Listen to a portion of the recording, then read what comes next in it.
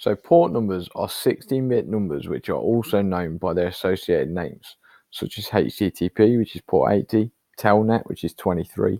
These default port numbers are the well-known ports, and they exist in the range 0 to 1023.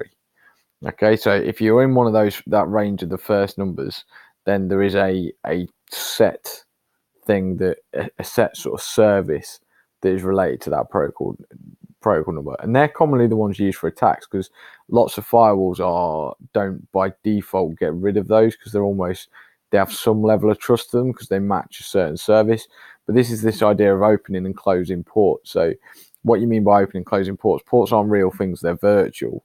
But if you have a HTTP request going out, then you would open port 80 and you'd be expecting a response on port 80. So this is the idea of sort of virtually open and closing ports, and each of the first 1023 have a dedicated service. Some examples in the table below. So dedicated port number refers to a certain service. You've then got dynamic, or known as client ports, which range from 1024 to 65,535, and they are allocated temporarily to a connection for the life of that connection. So what I mean is, let's say you've got 50 people communicating with SkySports.com, all from the same network. When they go out on the internet, they would have the same IP.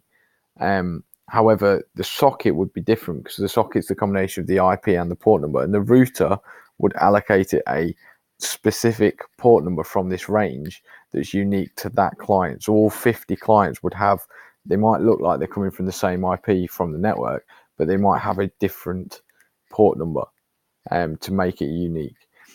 So client ports and dynamic ports are allocated ports by the router that are used for the range of that connection, and they are unique at the time of allocating.